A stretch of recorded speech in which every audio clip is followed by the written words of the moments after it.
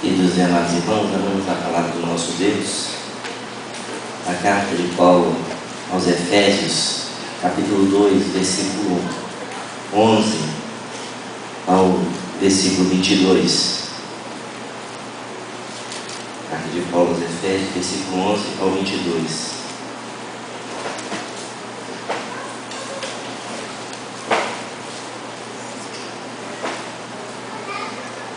Diz assim a palavra do nosso Deus: portanto, lembrai-vos de que outrora, vós gentios na carne, chamados de circuncisão por aqueles que se titulam circuncisos na carne, por mãos humanas, naquele tempo estáveis em Cristo, separados da comunidade de Israel e estranhos às alianças da promessa, não tendo esperança e sem Deus no mundo. Mas agora, em Cristo Jesus, vós que antes estáveis longe, fostes aproximados pelo sangue de Cristo, porque Ele é a nossa paz, o qual de ambos fez um, e tendo derribado o aparelho da separação que estava no meio, a inimizade, aboliu na sua carne a lei dos mandamentos na forma de ordenanças, para que dos dois criasse em si mesmo um novo homem, fazendo a paz, e reconciliasse ambos em um só corpo com Deus, por intermédio da cruz, destruindo por ela a inimizade, e vindo, realizou paz a vós outros que estáveis longe, e paz também aos que estavam perto, porque por ele ambos temos acesso ao Pai em um Espírito. Assim já não sois estrangeiros e peregrinos, mas concidadãos dos santos, e sois da família de Deus, edificados sobre o fundamento dos apóstolos e profetas, sendo ele mesmo, Cristo Jesus, a pedra angular, no qual todo edifício bem ajustado cresce para o santuário dedicado ao Senhor, no qual também vós, juntamente, estáis sendo edificados para a habitação de Deus no Espírito. Vamos orar ao nosso Deus. Senhor bendito, nós te louvamos, ó Deus, por tudo que fizemos nesta noite, prestando um culto e que oferecemos ao Senhor, crendo que o Senhor receberá a mediação do teu Filho Jesus, Senhor. O Senhor já está recebendo, ó Deus, a mediação do teu Filho. Agora que a pregação da tua palavra será realizada, assim como foi orado pelo teu servo, que teu Espírito Santo fale nos nossos corações nessa noite, com toda intrepidez, Senhor. É que nós oramos em nome de Jesus. Amém. Meus queridos irmãos, nós estamos fazendo a exposição da carta de Paulo aos Efésios. Vimos que Paulo escreve na sua carta no ano de 60, 62, depois de Cristo, e alguns acreditam que Paulo provavelmente estava em uma prisão domiciliar na época que escreveu a igreja que estava em Éfeso. Vimos que Éfeso era uma igreja, um local, na verdade, onde reinava a idolatria, mas um local muito importante na época do mundo, aquele mundo antigo. Éfeso tinha uma importância. Lá em Éfeso tinha também um templo que era considerado a sétima maravilha do mundo, chamado o Templo da Diana de Éfeso. Nós já vimos também sobre isso. Paulo escreve essa igreja tinha algumas pessoas, alguns judeus que estavam ali, existiam gentios naquele lugar.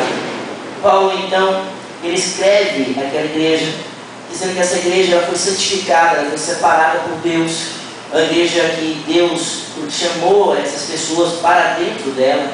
E depois que Paulo começa a fazer essa saudação, o apóstolo então faz duas coisas. Ele louva a Deus por aquilo que Deus fez para aqueles irmãos. Deus remiu aqueles irmãos, Deus redimiu, Deus fez o processo de redenção no seu sangue.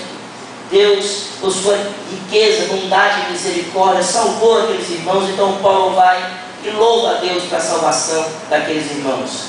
Depois de louvar aquilo que Deus fez, da redenção, da compra que Deus fez com o seu sangue, com o sangue do seu filho na cruz. Depois que Paulo faz isso, ele vai e ora para que aqueles irmãos entendam qual é a dimensão realmente que Deus fez por eles. Então Paulo, do versículo 15 ao versículo 23, no capítulo 1, Paulo vai orar para que Deus ilumine o coração daqueles irmãos, para que eles compreendam a grandiosidade que Deus fez por eles. E depois Paulo, no capítulo 2, mostra que Deus deu vida àqueles irmãos quando eles estavam mortos dos nossos delitos e pecados. Ele diz: vocês estavam mortos, vocês estavam debaixo da ira de Deus, eram por natureza filhos da ira, também como os demais. E Paulo diz, nós também éramos filhos da ira. E é interessante que Paulo é judeu. Paulo então aqui inclui debaixo da ira de Deus, tanto os gentios como os judeus. Ele diz, tudo, todos nós andávamos outrora, segundo o curso desse século. Todos estavam debaixo da ira de Deus, dos delitos, do pecado.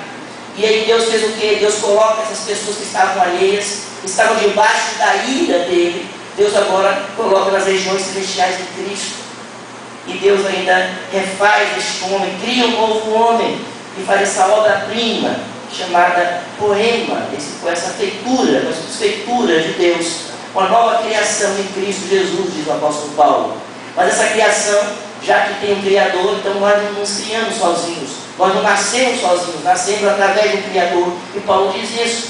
Paulo diz que para graça sois salvos mediante a fé, isso não vem de vós, é dom de Deus, e nem de obras, para que ninguém se glorie. O apóstolo Paulo enfatiza que esse novo nascimento, ele vem do alto, não vem da vontade da carne, não vem da vontade humana. Deus nos criou, Deus, ele nos transformou, ele criou agora uma nova humanidade em Cristo Jesus. Mas ainda, o apóstolo Paulo traz algumas coisas para que aqueles irmãos se lembrem mais uma vez. A ênfase aqui é na obra maravilhosa que Cristo está fazendo, é o tema principal dessa carta.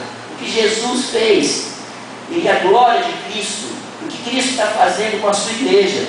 Mas o apóstolo Paulo, então, no versículo 11, que nós vimos nessa manhã, até o 12, que Paulo traz uma palavra, lembrai-vos, portanto, lembrai-vos de que vocês antigamente, ele está falando diretamente agora aos gentios, a igreja que estava em Éfeso, aos Efésios, vocês estavam distantes, vocês eram circuncisos na carne, distantes de Deus.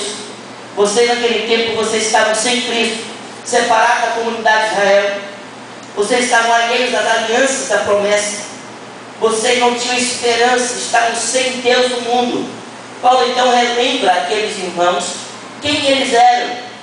E aqui nós falamos nessa manhã que a maneira de nós sabermos realmente e de começarmos a imaginar um pouco do que é a glória da salvação é entendermos como é a podridão do pecado, entendermos quem nós éramos antes.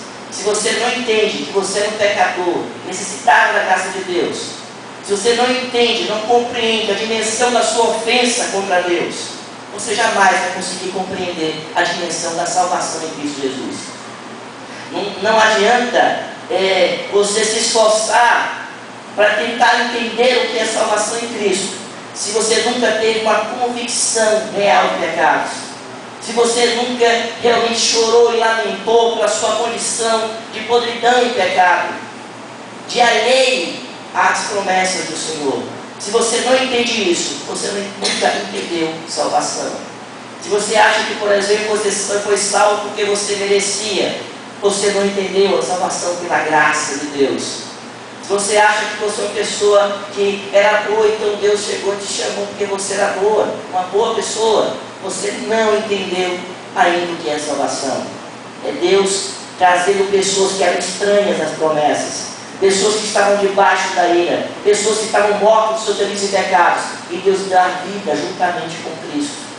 E esse que é a salvação, é entender que, apesar de nossos pecados, Ele morreu por nós quando ainda éramos pecadores. Nós estávamos mortos. Morto não fala, não ouve, não vê. Morto precisa de nova vida. Isso é que devemos entender. E o apóstolo Paulo então traz a lembrança daqueles irmãos. Se lembrem, neste momento você tem que recordar quem você era, para você entender o que foi que Jesus fez na sua vida.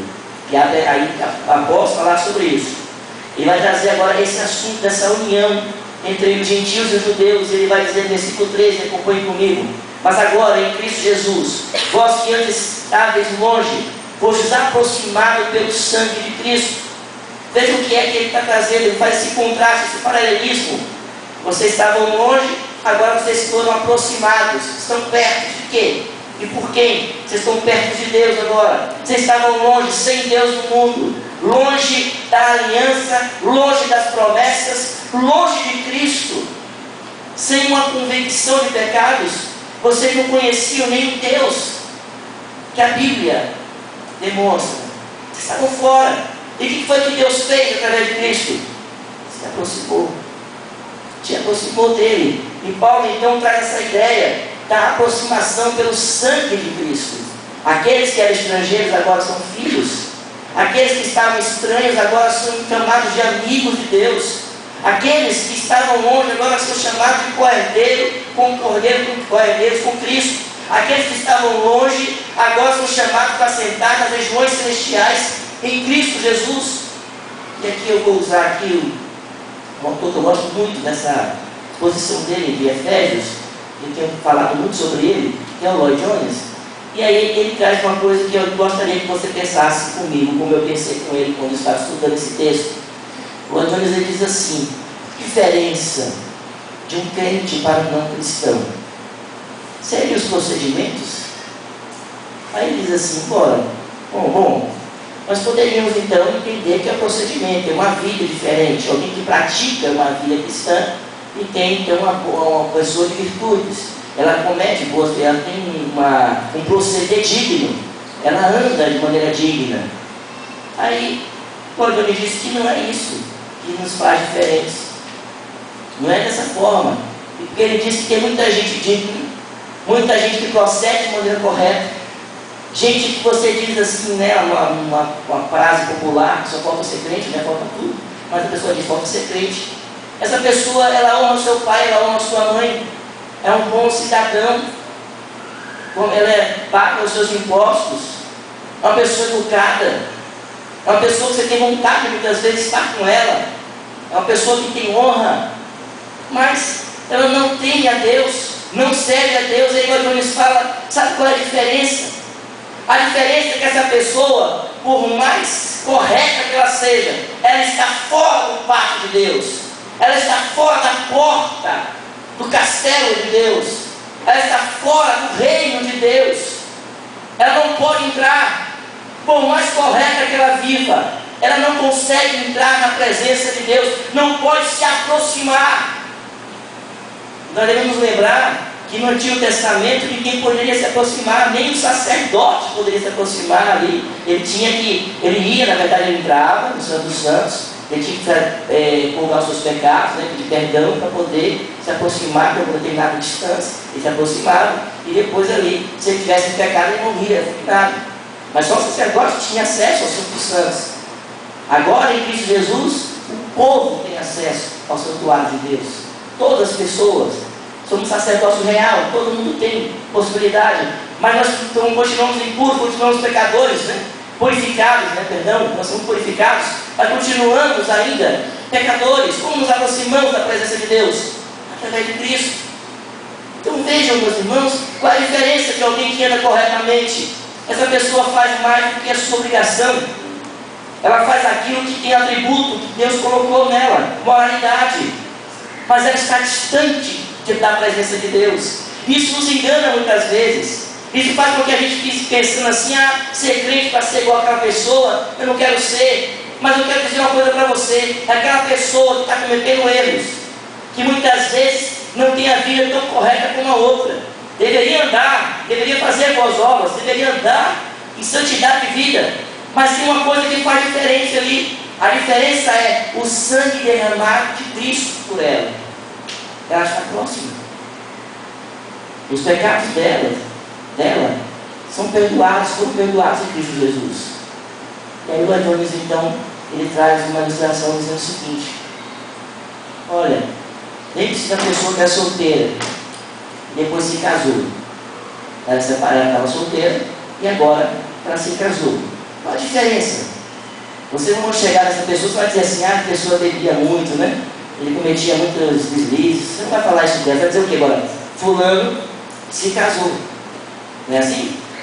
Depois você vai ver o procedimento dela. Aí o Adão diz: é como se fosse aqui agora que Deus fez conosco. É como nós entramos em casamento com Deus. Através de Cristo Jesus, a Bíblia diz que Ele é o noivo. A igreja é a noiva. E nós entramos agora em comunhão. Então, importa para nós essa comunhão. Paulo está dizendo para ninguém viver em santidade? Não. Lloyd Jones está dizendo que não deve viver em santidade? Não. Ele está dizendo que existe uma ordem. E a ordem é esta: primeiro você precisa ser reconciliado em Deus e Cristo Jesus.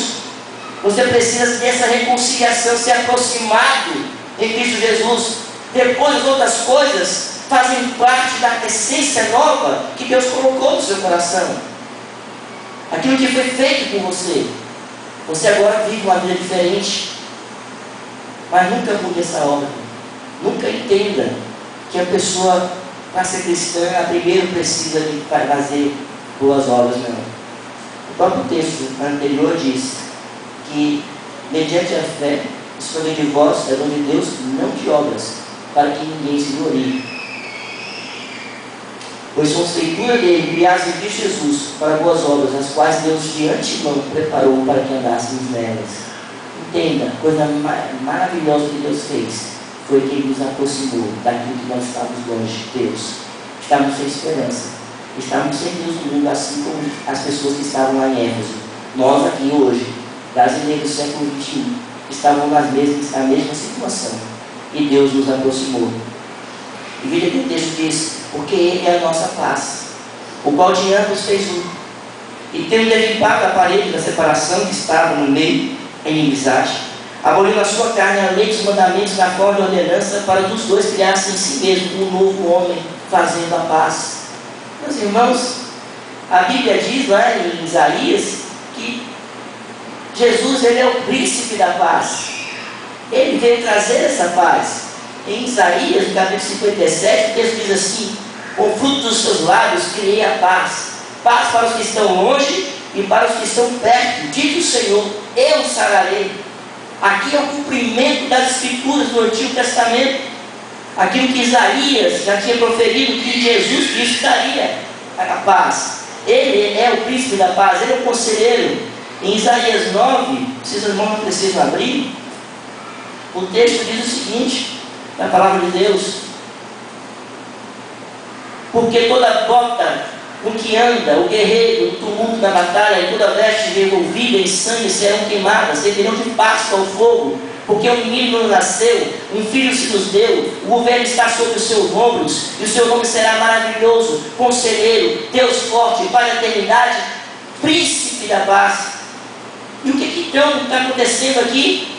Além de Jesus trazer a paz com Deus, nós que estamos em guerra com Deus, que estamos debaixo da sua ira, como todos estavam, debaixo da sua ira, Deus em Cristo Jesus reconciliou essa humanidade caída. Ele trouxe agora a paz a este homem que anda em guerra com Deus. Mas Deus fez uma coisa maravilhosa também. Ele também criou a paz entre irmãos, entre pessoas, entre judeus convertidos e entre gentios convertidos. Não há mais judeu, não há grego, não há mais ninguém que seja diferente. Todos somos um em Cristo Jesus, todos somos irmãos. E Paulo começa a trazer essa ideia. Ele está dizendo que aquela parede, aquele muro que era colocado, que tinha uma frase dizendo que aqueles que tivessem, passasse daquele lugar, o gentio que passasse daqui, sofreria as consequências da lei. Em outros dizeres, eles sofreriam a própria morte, porque era proibido que o gentio passasse daquele muro ali no templo, daquela parte, daquele lugar, que era o pátio dos gentios. Era impossível que eles passassem por aquilo. Ali era um muro de separação. Aí Paulo está dizendo que Cristo, quando morreu na cruz, Ele pegou esse muro e derrubou. Ele diz antes de morrer que Ele construiria o templo do Senhor em 3 dias, falando da sua ressurreição. E agora diz o texto sagrado que Ele, com a sua carne, aboliu na sua carne a lei dos mandamentos de ordenanças, para que dos dois criasse em si mesmo um novo homem. Em Cristo Jesus existe um novo povo, uma nova igreja, onde não há acepção de pessoas, de etnias, onde todos podem dizer somos irmãos, não há mais separação. Mas aqui alguém poderia argumentar com Paulo: mas Paulo, e a lei? Onde fica a lei nisso tudo? O apóstolo Paulo já responde. Ele mostra aqui 2 tipos de lei: a lei cerimonial e a lei moral.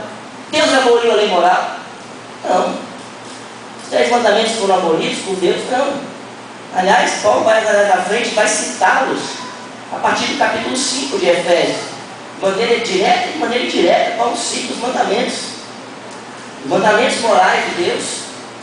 Então, mas como então ele está dizendo aqui que aboliu? Veja, meus queridos, que a lei moral, ela foi usada pelos judeus como um pretexto, muitas vezes, para que alguém fosse salvo. Você precisa cumprir a lei.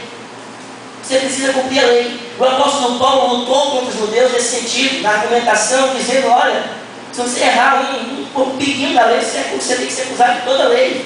Pela lei vem o pleno conhecimento do pecado. O apóstolo Paulo mostra que a lei mostra que eu sou pecador. Ele demonstra em Romanos que a lei, ela realça o meu pecado, mostrando que eu sou pecador, não consigo seguir, eu preciso de alguém que faça isso por mim, que seja perfeito. E quem é o perfeito? Cristo. Ele consegue fazer isso. O apóstolo Paulo, então, ele fala de ordenanças aqui. Ele mostra que existia uma lei cerimonial, que agora não é mais necessária. Cristo aboliu essa lei cerimonial. Aqueles que nunca mataram o cordeiro, que nunca sacrificaram o cordeiro, esperando o Messias vir, agora receberam o cordeiro, o verdadeiro cordeiro pascal. Eis o cordeiro de Deus, que tira o pecado do mundo. Uns aqueles gentios que nunca esperaram o Messias, que nunca sacrificaram, que nunca fizeram aquelas ordenanças todas de Levíticos e do Antigo Testamento que os judeus, os fariseus faziam. Eles agora, em Cristo Jesus, estão cumprindo tudo isso, toda a lei cerimonial. Aqueles que, por causa da sua natureza pecaminosa, sujeitos à ira de Deus, estavam cegos e entenebrecidos do entendimento, longe das alianças, debaixo da ira de Deus, debaixo do pai deste século que cegou os olhos dos incrédulos. Eles agora podem seguir a lei moral através de Cristo, porque Cristo que seguiu por eles, por nós. O apóstolo Paulo aqui então diz assim: olha, dessa inimizade, desse ódio que existe entre vocês, em que o judeu não consegue, não pode nem comer a comida de um gentio, que o judeu não quer andar no meio desse povo que se significa impuro. Deus está trazendo agora, através de Cristo, essa unidade. E aí o apóstolo Paulo é considerado o apóstolo dos gentios, judeu, apóstolo dos gentios. Ele é aquele que trouxe, Jesus é aquele que trouxe a paz. Aqui, meus irmãos, novamente, tem um exemplo aqui, nós precisamos ser, ou pelo menos pensar um pouco sobre isso. Qual é esse exemplo, ou essa ilustração? Hoje se fala muito de unidade dos cristãos. E diz muito que nós precisamos nos unir.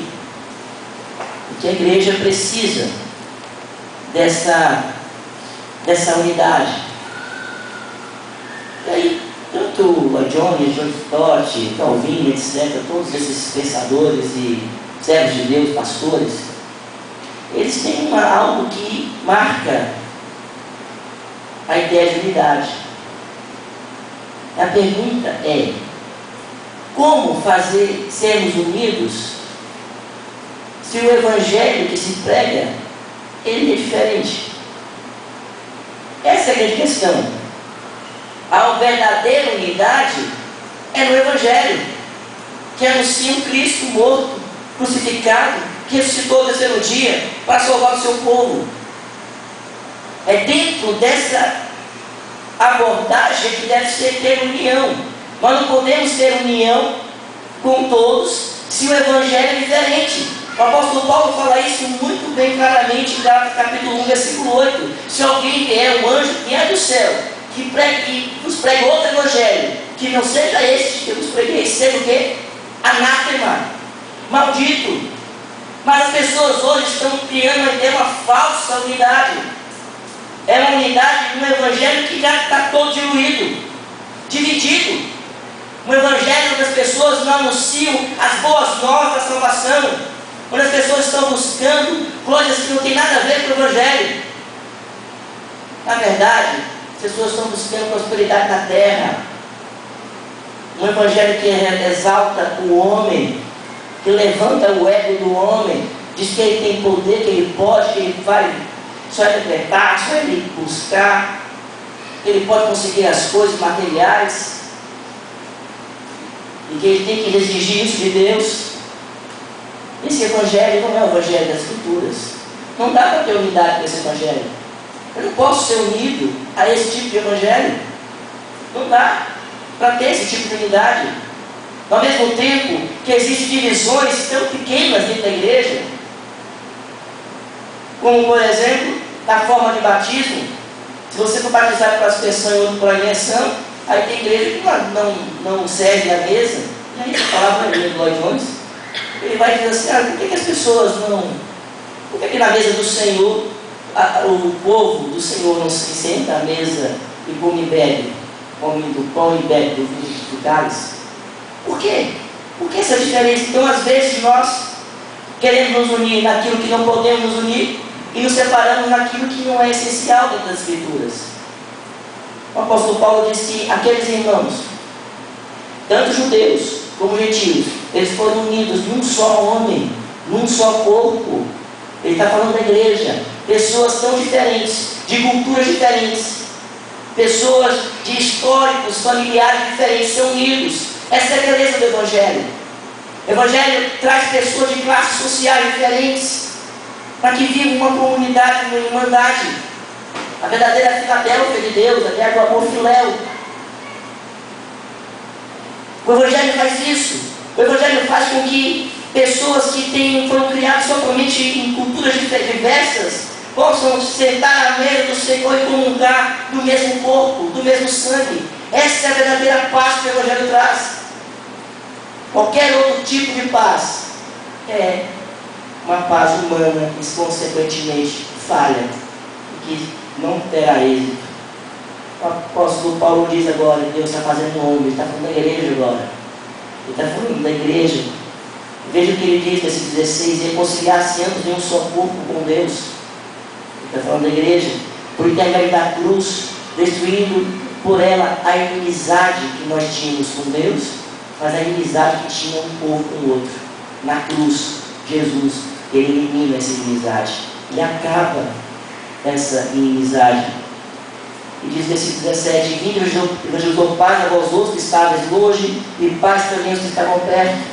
Então vamos ver isso em Pedro, vamos ver isso no texto de Isaías, vamos ver em Romanos também, 11, 30, 31, também fala sobre isso. Aqueles que estavam longe, agora, através do Evangelho, são considerados Israel espiritual de Deus. Aqueles que eram oliveira brava, foram enxertados agora na oliveira verdadeira, na videira verdadeira. E o apóstolo Paulo, então, ele continua dizendo, olha, aquele igreja que evangelizou, vós que estavam longe de Deus, a paz, e também aos que estavam perto, aqueles que estão dentro da aliança. A ideia de Paulo é dizer aqueles que estavam na aliança, desde o início, perto, mas não estavam, ainda precisavam de Cristo da mesma forma que aqueles que estavam longe, que nunca ouviram. Ele aproximou, fez um só corpo, a sua igreja. E aí o texto diz, porque por ele, versículo 18, ambos temos acesso ao Pai em um Espírito. Então olha o que Paulo está dizendo, um só corpo, um só Espírito. É um só povo agora, né? Mas um corpo, um só Espírito. Assim, não sois mais estrangeiros e peregrinos, mas concidadãos dos santos, e sois da família de Deus. Vocês eram estranhos, vocês estavam debaixo da ira, eram inimigos uns dos outros, inimigos de Deus. Vocês estavam sem esperança, sem Deus no mundo. O que é que Deus fez agora? Deus está construindo uma igreja, um só corpo, o cabeça é Cristo. E nesse corpo não há mais agora inimizade entre os irmãos, entre as etnias não existe mais acepção, mas mais do que isso, nós temos um Pai, um só acesso ao Pai, em um só Espírito. O que era o templo para os judeus? Era onde Deus manifestava o seu Shekinah, a habitação, a presença, a glória de Deus era apresentada ali no templo. E os judeus estavam esperando ali o Shekinah, a habitação de Deus. Onde é que Deus habita? A pergunta da mulher samaritana, onde é que devemos adorar, onde é que Ele está? E Paulo está dizendo, olha, todos nós somos unidos. A glória de Deus agora está presente em cada um que se converte a Jesus Cristo. Cada um que segue Cristo agora tem a glória. Agora Deus está se manifestando através do seu Espírito Santo e fazendo um só povo. Que maravilha, meus irmãos. Eu ainda chego a dizer que a glória de Deus ela é representada não só individualmente quando Deus habita em nós, mas como estamos reunidos na igreja. Não no templo físico, mas quando o povo de Deus se reúne. A glória de Deus, o Shekinah de Deus, a habitação do Senhor é manifesta. Nós então percebemos essa glória de Deus, a palavra do Senhor sendo anunciada, o culto a Deus, a exaltação ao nosso Deus. E aí está a grande manifestação. Os judeus estão lá preocupados.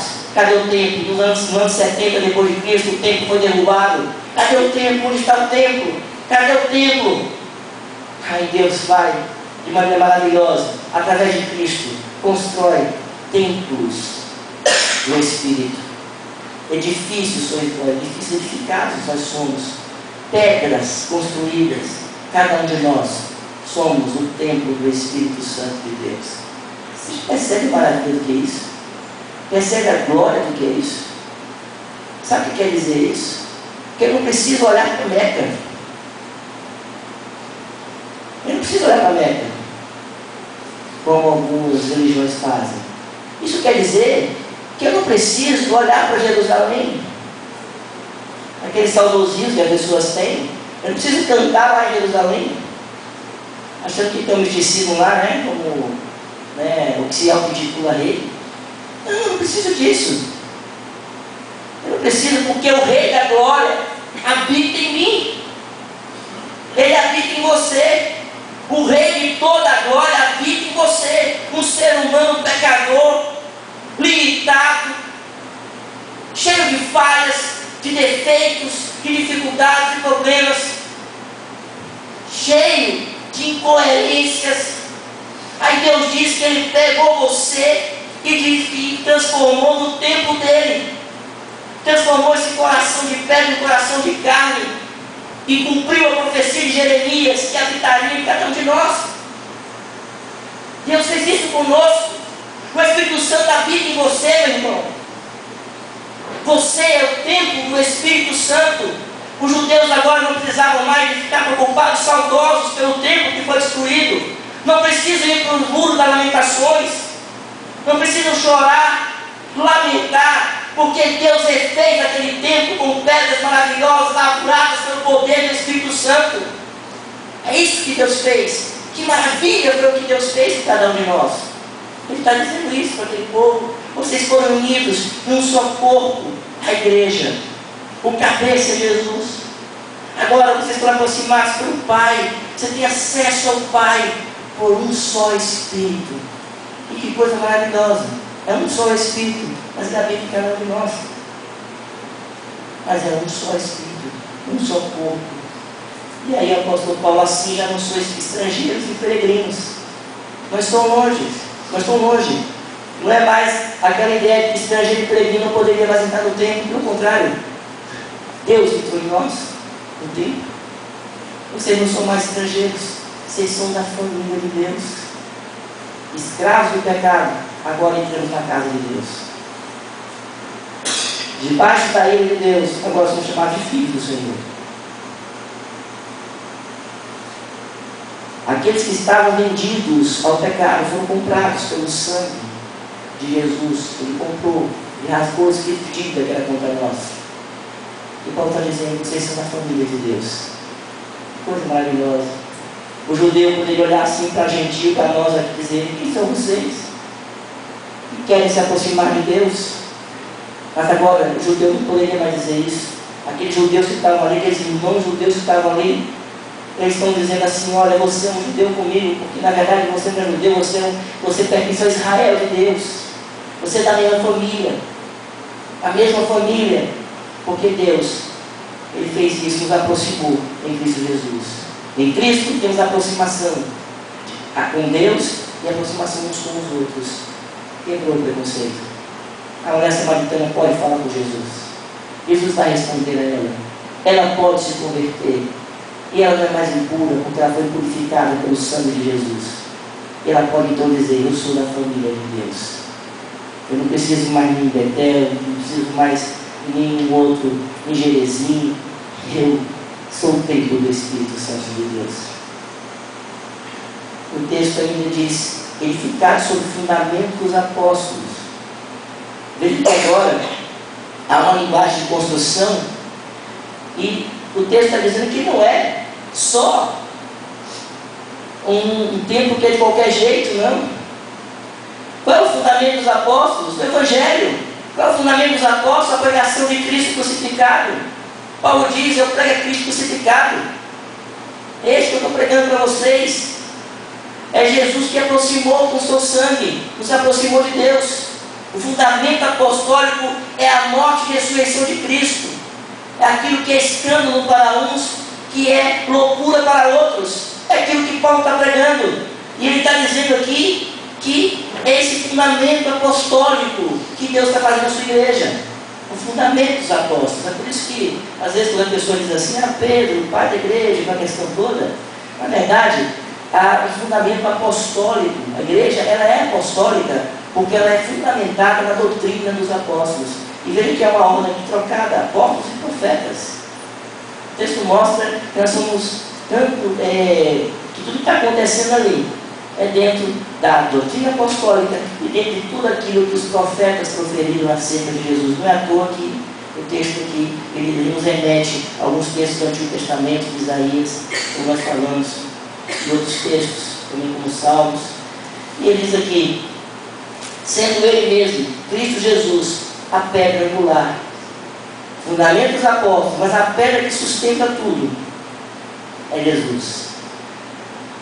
Meus irmãos, naquele lugar, lá em Éfeso, o que eu usava o John Stott, ele lembra uma coisa muito importante. Ele diz: existia de um lado o templo, estava o templo, os judeus poderiam lembrar daquele templo maravilhoso, o templo dos judeus ali em Jerusalém. Eles estão lembrando daquele templo maravilhoso. Mas lá em Éfeso tinha um outro templo que era a sétima maravilha do mundo, que era o templo a Diana, a deusa de Éfeso. A grande Diana, como eles dizem, a Diana de Éfeso. Mas olha o que Deus está fazendo. Olha o que Paulo está argumentando com aqueles irmãos. Ele está dizendo que aquele templo não se compara ao novo templo que Deus está construindo, que Deus constrói ali. Esse templo, ele tem um fundamento apostólico, um fundamento profético, é ratificado nas Escrituras Sagradas. Mas o que é mais precioso desse templo é que a pedra que sustenta esse templo é Jesus, a pedra angular, a pedra que os construtores rejeitaram. Essa se fez agora a principal pedra, a pedra de tropeço, mas ao mesmo tempo é a pedra que sustenta toda a igreja. É tropeço para quem não crê, mas é rocha firme para quem acredita. É Cristo Jesus. O que o texto vai nos mostrar através do apóstolo Paulo é que aqueles irmãos não precisavam ficar, aqueles que se converteram da deusa Diana para o Deus vivo e verdadeiro, Yahvé, não precisavam ficar olhando para aquele templo, porque existe um templo maravilhoso que estava sendo construído. Eles ficaram no fundamento dos apóstolos e profetas, mas que tinha uma pedra sólida. O templo de Jerusalém foi destruído, derrubado pelos romanos nos anos 70, depois de Cristo. Mas o templo construído por Deus, os templos vivos, que somos nós, jamais foi derrubado. Sabe por quê? E quem sustenta a igreja é Cristo. As portas do inferno jamais prevalecerão contra a igreja do Senhor. Jamais. Essa ninguém pode derrubar. Essa ninguém pode derrubar. Ainda, usando ainda os servos do Senhor do passado, o Dr. Lloyd Jones diz assim: sabe o que é mais estranho? Não é você encontrar, por exemplo, pessoas não crentes. Isso é mais comum. Você não encontrar não crentes é mais comum. O mais incrível de todas as coisas é você encontrar pessoas crentes. Isso é incrível, porque são pessoas que estão alheias, pessoas que não querem saber de Deus, pessoas distantes do Senhor. E Deus pega para as pessoas e faz uma sua igreja. E nos séculos dos séculos, a igreja já foi profetizada pelos pensadores modernos, dizendo que a igreja iria acabar, que a religião seria destruída, o cristianismo seria esquecido. Pessoas de gente famosa falavam que seriam mais famosos do que o próprio Jesus. E durante séculos e séculos as pessoas estão esperando a igreja acabar, a igreja cristã principalmente. E o que tem acontecido? Essa igreja nunca é derrubada, sempre resta um corpo, sempre existe uma parte, aquele que não vai, a divina semente, é aquele que não vai cair, não vai se dobrar, porque Deus reservou homens que não vão dobrar os joelhos, Nunca a igreja será destruída. E isso é incrível. Mas sabe por que essa igreja não será destruída? Porque quem garante a minha salvação, meu irmão, não sou eu. É a rocha, que é Cristo. Quem garante a sua salvação não é você. É a rocha, que é Cristo, a pedra no lar. E é por isso que a igreja permanece de pé. É por isso que a igreja continua viva. Apesar de todas as tribulações, de todas as perseguições, jamais a igreja será destruída. Porque a rocha, ela está ali firme, esse templo não será derrubado. Isso significa dizer que aquele que começou a boa obra em nós, há de completá-la até o dia de Cristo Jesus. Jesus Cristo é a pedra angular, no qual todo edifício tem ajustado, versículo 21, cresce para o santuário dedicado ao Senhor, e usando dado a linguagem do tempo, no qual também vós juntamente estáis sendo edificados para a habitação de Deus no Espírito. E ele diz para aqueles irmãos: se lembrem disso. Lembrem-se de quem vocês eram, lembrai-vos de que outrora, vós gentios na carne, longe de Deus, longe da esperança, longe de Cristo, vocês foram aproximados de Deus. E olha o que Deus fez com vocês. Esse é um templo do Espírito Santo. Olha o que Deus fez. Deus construiu vocês agora uma igreja, um corpo, um só homem, onde Jesus é a cabeça dessa igreja. Olha o que Deus fez com vocês. Vocês não podiam mais, vocês não poderiam entrar no Santo dos Santos, mas agora Deus está fazendo. Cresce para o santuário dedicado ao Senhor. Vocês podem entrar na presença do Pai. Ele agora não é mais um Deus distante, mas Ele é Abba, Pai. Vocês estavam distantes, e Deus agora te chama de família. Vocês são meus filhos, guardeiros com Cristo. Olha o que Deus fez. Olha o que Deus está fazendo. Ele diz assim: olha o que Deus está fazendo. Estáis sendo edificados para a habitação de Deus no Espírito. Que coisa maravilhosa, meus irmãos. Olha o que Deus fez aqueles irmãos. O que Deus fez com cada um de nós. Mas se lembrem que o texto começa: lembrai-vos de quem vocês eram agora.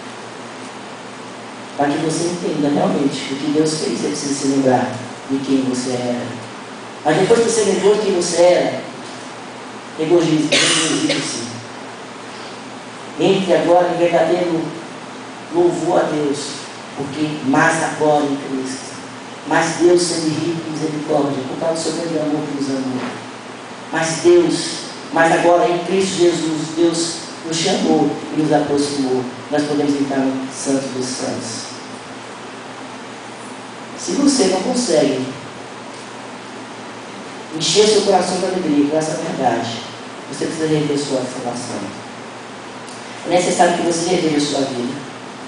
Porque não dá para a gente entender ou acreditar que uma pessoa que conhece quem era, sabe quem foi, não dá para acreditar que eu mesmo sabendo que eu era perseguidor dos crentes, como diz Paulo, não consigo olhar para trás e dizer: Senhor, não eu, mas a graça do Senhor.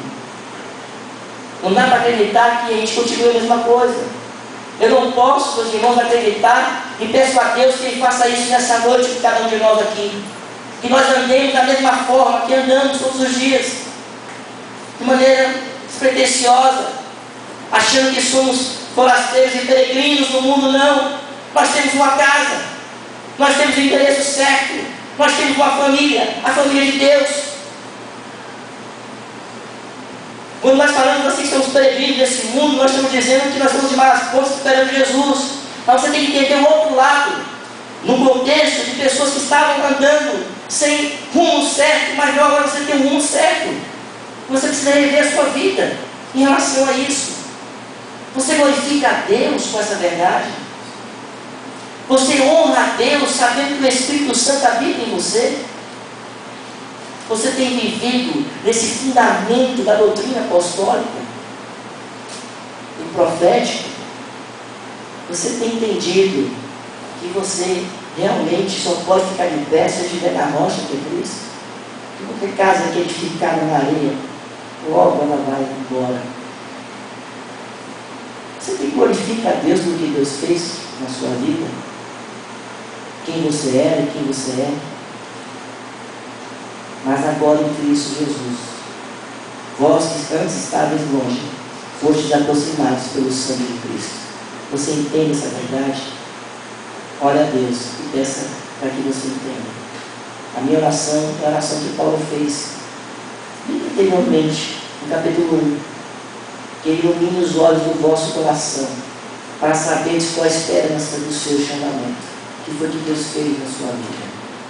E eu tenho que dizer para você que está nessa noite, que ainda não conhece esse Deus aqui da Bíblia, eu tenho que dizer uma coisa para você, que enquanto você não entrar em Cristo Jesus, crer em Cristo Jesus como Senhor, Salvador da sua vida, enquanto você não entender, por exemplo, inicialmente que você é pecador, e que você necessita da graça de Deus na sua vida, da misericórdia do Senhor em sua vida, você está longe de Deus, longe das promessas. Você está sem Deus no mundo. Você precisa, para habitar na família de Deus, você precisa ser remido e aproximado pelo sangue de Jesus Cristo. E essa é a minha oração para você, que ainda está longe, que Deus te aproxime nessa noite. E para você que já vive o Evangelho, entenda essas verdades e vive o Evangelho, sabendo que é a grande pedra preciosa que nós encontramos, algo mais precioso na vida do que Cristo em nossas vidas. Você não pode colocar nada acima de Jesus Cristo, porque Ele não divide a sua glória com ninguém. Que Deus nos abençoe, que essa igreja maravilhosa do Senhor possa entender as grandes verdades do Evangelho de Cristo Jesus, as boas novas da salvação.